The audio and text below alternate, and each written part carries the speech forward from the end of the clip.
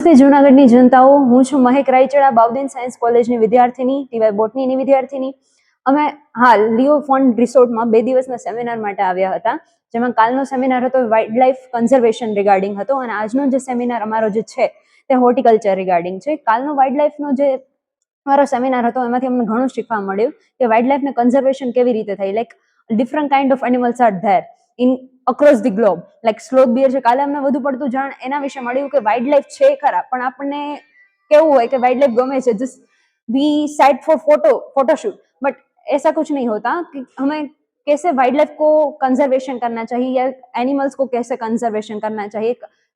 Because because of some reason, environmental conditions, animals हो रहा है, थ्रेटन हो रहा है, वेनिश हो रहा है. वो क्यों हो रहा है और उस वेनिश हो रहे हैं तो हमें क्या करना चाहिए, हम अपना कैसे योगदान दे सकते हैं, उसका कल का सेमिनार था जो मेरे लिए बहुत खास रहा कि कैसे वाइल्ड लाइफ को मेरी એટલે કે पॉपुलेशन कैसे इंक्रीज कर सके, कि कैसे एनिमल इंक्रीज हो, डिक्रीज ना हो. और आज का जो हमारा सेमिनार है वो भी बहुत अच्छा है, वो हॉर्टिकल्चर बेस्ड है. लाइक फूड प्रोडक्टिविटी को कैसे इंक्रीज किया जाए, और फूड प्रोडक्टिविटी के लिए अभी फार्मर्स है वो कई प्रकार की केमिकल फर्टिलाइजर यूज कर रहे हैं और प्रोडक्टिविटी इंक्रीज कर रहे हैं, बट वो कहीं ना कहीं हमें हार्मफुल हो ही रही है. वो हम नहीं देख पा रहे हैं, बट वो भी हमें देखना चाहिए कि हॉर्टिकल्चर का सही तरीके से बायोटेक्नोलॉजी का यूज करके कैसे इस्तेमाल किया जा सके.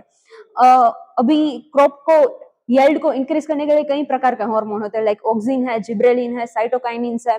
उसके लिए प्रोडक्टिविटी तो इंक्रीज होती है, पर हमें जो न्यूट्रिशन चाहिए वो हमें अच्छे से नहीं मिलता. इसलिए ये पूरा आज का सेमिनार वही है कि हमें न्यूट्रिशन कैसे मिले और कैसे अच्छी तरह से प्रोडक्ट को इंक्रीजमेंट किया जा सके और क्रॉप का प्रोडक्टिविटी इंक्रीज किया जा सके. सो यही है हमारा आज का सेमिनार और आई एम रियली ग्लैड कि मुझे ये अपॉर्चुनिटी मिली दो सेमिनार को अटेंड करने की. So I am really thankful to that. આપણો જે સોરઠ પ્રદેશ કહેવાય બે વસ્તુઓ માટે ખ્યાતનામ છે. એક આપણા ગીરનું જંગલ છે, એમાં સિંહ અને બીજા વન્યજીવો, અને બીજું આપણી જે કેરી, કેસર કેરી કે જુનાગઢ એનું ઓરિજિન છે, અને નાળિયેરના પ્લાન્ટેશન છે, અને બીજી ઘણી ખેતી કેળાની એ બધી થાય છે હોર્ટિકલ્ચરમાં. તો એ બંનેને કન્ઝર્વેશન માટે બાયોટેકનોલોજીથી કઈ રીતે એને એમાં મદદરૂપ થઈ શકાય એ માટેના 2 દિવસીય સેમિનારનું અમે આયોજન કરેલ.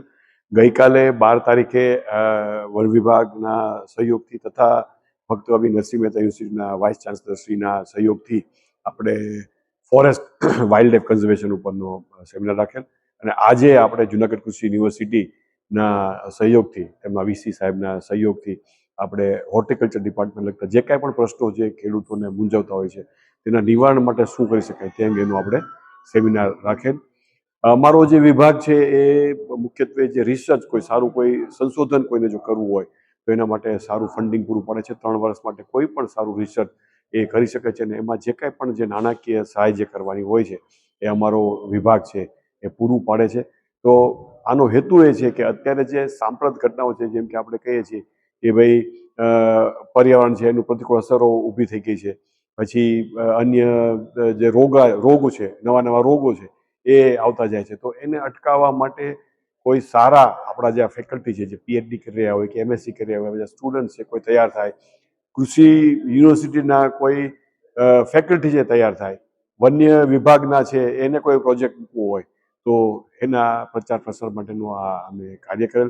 સારી ફેકલ્ટી બધી આવી, સારું માર્ગદર્શન પણ આપણા સ્ટુડન્ટ્સને પૂરું પાડેલ છે. અને મને આશા છે કે ભવિષ્યમાં આ જે દ્વિદિવસીય સેમિનાર છે એનાથી આ ક્ષેત્રમાં જે આ બે મુખ્ય સાંપ્રત જે સમસ્યા છે તેનું નિરાકરણ ચોક્કસપણે મેળવી શકાશે.